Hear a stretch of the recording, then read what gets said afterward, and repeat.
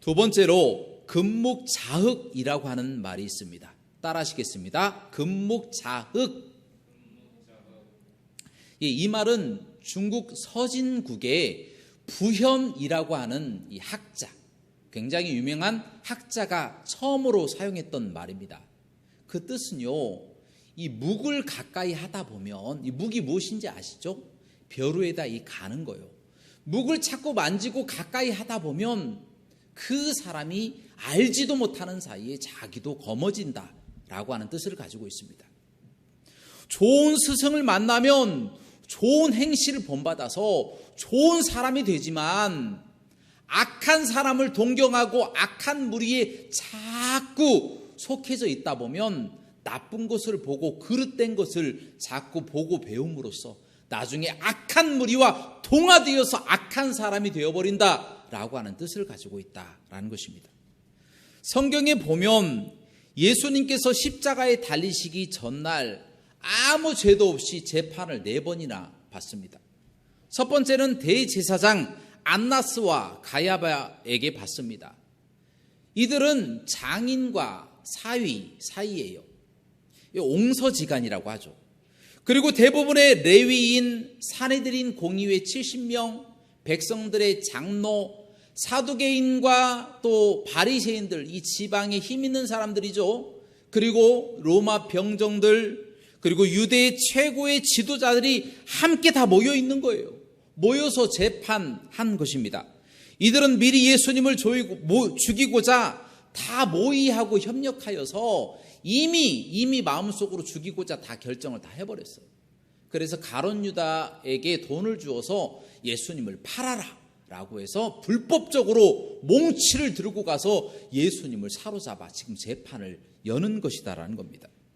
그런 재판의 결과가 어떻게 되겠습니까? 당연히 사형이죠.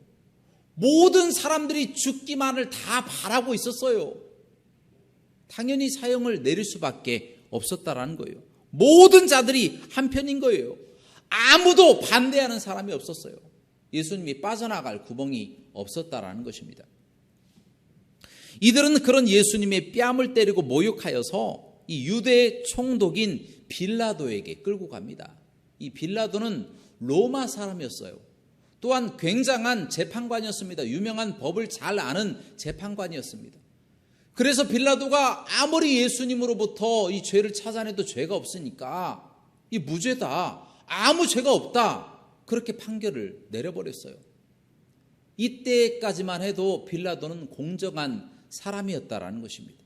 그래서 이와 같은 재판은 내가 할 수 없으니까 너희의 왕인, 유대의 왕인 헤롯 왕에게 보내버리겠다 하고 분봉왕 헤롯에게 예수님을 넘겨버리고 맙니다. 이제 세 번째 재판이 일어납니다. 헤롯 왕이라고 하는 사람에게 받는데요, 그는 재판에 아무 관심도 없는 사람이었어요. 누가 죽든지 말든지 아무 상관이 없는 사람이었어요. 자기의 마음에 원하는 대로 재미대로 움직이는 사람이었어요. 그래서 예수님으로부터 굉장히 유명한 소문을 듣게 되죠. 예수님이 심지어 죽은 사람까지도 살려낸다 라고 하는 기적을 일으키는 사나이다 라고 하는 소문을 듣고 예수님에게 이제 여러 가지 질문을 하는 거죠. 기적에 대해서 한번 죽은 사람 한번 살려봐, 한번 이 사과를 황금으로 한번 만들어봐 라고 예수님을 조롱하며 자꾸 충동질을 하는 거예요. 그런데 예수님이 헤롯 왕의 이야기로부터 어떠한 이런 방구도 없으니까 관심이 뚝 떨어져 버린 거예요. 흥미를 잃어버린 겁니다. 그래서 예수님을 조롱하고자 빛난 옷을 입히고 예수님을 희롱하고 모욕하였다라는 것입니다. 그리고 다시 예수님을 빌라도에게 보냅니다. 이제 마지막 4번째 재판이 벌어집니다. 빌라도는 아무리 죄목을 찾아봐도 예수님께 죄가 없는 거예요. 아무리 찾아봐도 이 재판관된 양심으로 도저히 예수님께 유죄를 때릴 수가 없는 거예요. 백성들은 다 원해요. 예수님을 죽이기를 다 원했습니다.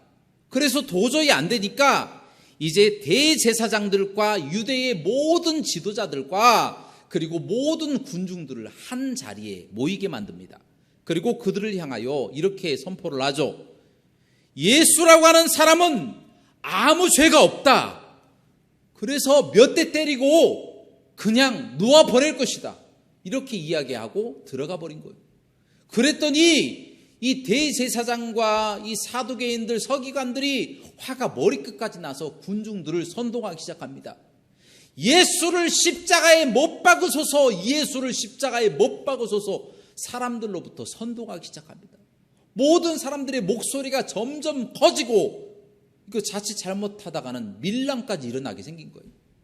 그러자 빌라도가 자기의 화려한 경력에 오점을 남길 수 없다 그렇게 생각을 하고 밖으로 나와서 그래 그럼 너희들 원하는 대로 해 라고 소리치고 들어가 버린 거예요. 그래서 로마 병정들에게 십자가에 못 박으라고 명령하게 되었다라는 것입니다. 저는 이 모습을 보고 너무나 가슴이 아팠어요. 어떻게 사람들이 하나같이 다 악한 사람들인 거예요. 용기 있게 예수님을 향하여 이 사람은 아무도 죄가 없습니다. 아무런 죄가 없습니다. 이 불은 무죄입니다 라고 말하는 사람이, 편든 사람이 단 한 사람도 없었다라는 것입니다. 대제사장, 종교 지도자죠. 헤롯 왕, 권력자입니다. 빌라도, 로마의 고위 관리입니다. 바리새인과 사두개인들, 이 지역의 유지들입니다. 로마 병정, 공권력입니다.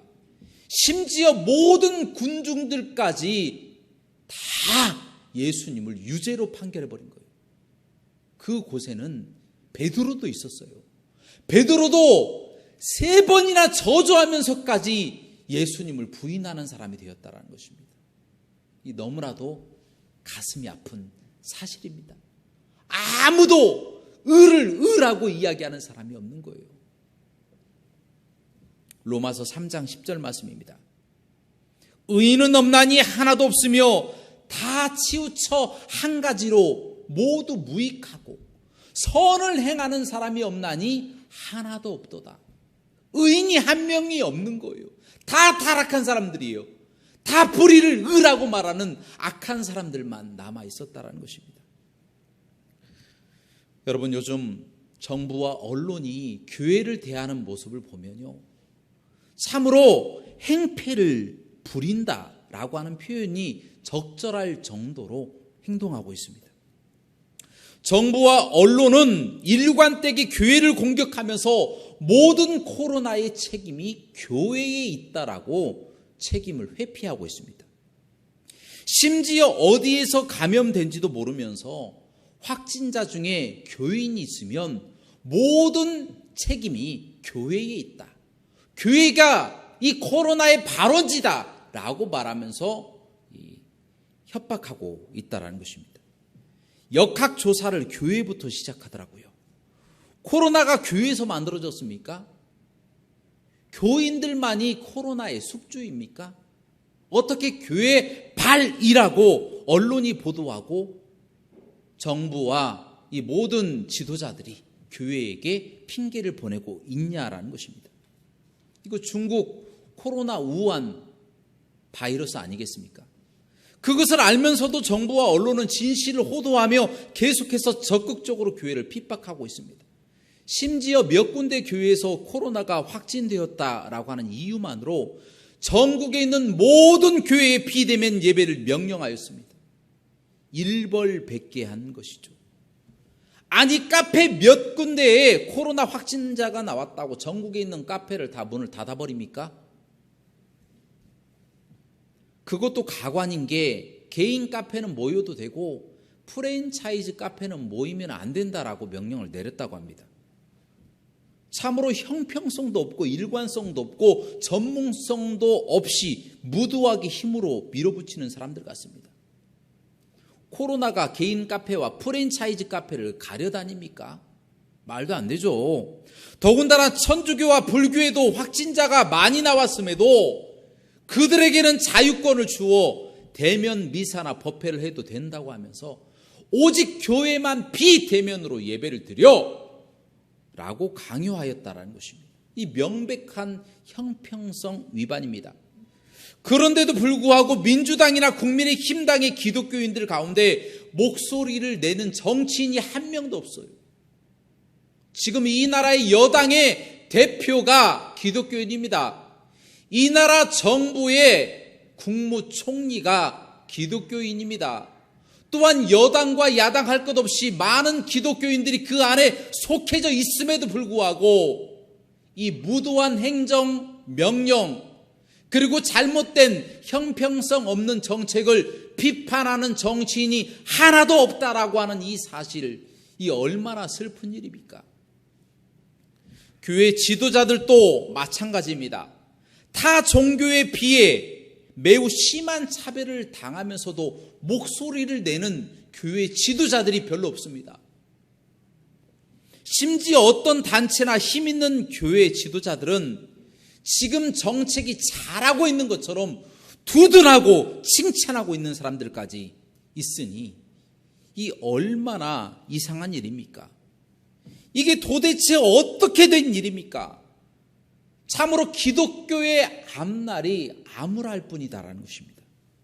저는 이와 같은 모습을 보면서 어쩌면 이 중국의 학자 부연의 말처럼 이 금묵자흑의 모습으로 변해가고 있는 것은 아닌지 심히 염려가 됩니다. 하나님의 심판은 노아의 홍수 때처럼 또 롯의 때 소돔과 고모라처럼 모든 사람들이 검은 것을 희다고 하고 흰 것을 검다라고 말하는 그와 같이 타락한 그 시대에 심판이 주어졌다라고 하는 사실, 그 사실이 너무나도 두렵다라는 거예요. 베드로후서 3장 4절 말씀에 어떻게 기록되고 있습니까? 이르되 주께서 강림하신다는 약속이 어디 있느냐?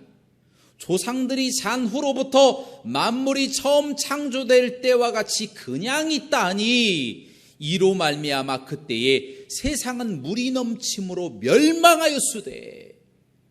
사람들이 세상이 처음 창조될 그때부터 지금까지 그대로 다 있어, 무슨 멸망이야, 헛소리 하지마 라고 이야기하였을 때에, 다 타락했을 때에 그때 노아의 방주를 통하여 노아의 식구들은 구원받았지만 세상 사람들은 다 물로 인해서 멸망당해버렸다는 것입니다. 심판이 일어난 것이죠. 제가 여러분들에게 무엇을 말씀드리고 싶은 것이냐면 바로 지금 이 시대가 마지막 때가 가까워지고 있다는 것이에요. 사랑하는 여러분, 그러므로 우리는 세상이 어두워지고 때가 가까워짐을 볼수록 금묵자흑하듯 이 세상에 함몰되고 함께 편승할 것이 아니라 우리가 이 썩어져가는 이 세상 가운데 빛으로, 이 썩어져가는 이 세상 가운데 소금으로 세상을 밝히고 세상을 썩지 않도록 우리 스스로가 우리 자신을 정결하게 해야 된다라는 것, 그것을 말씀드리고 싶은 것입니다. 그러므로 우리는 주님의 뜻대로 늘 빛과 소금의 역할을 세상 가운데 감당하면서 살아가시는 저와 여러분들 되시기를 주님의 이름으로 축원합니다.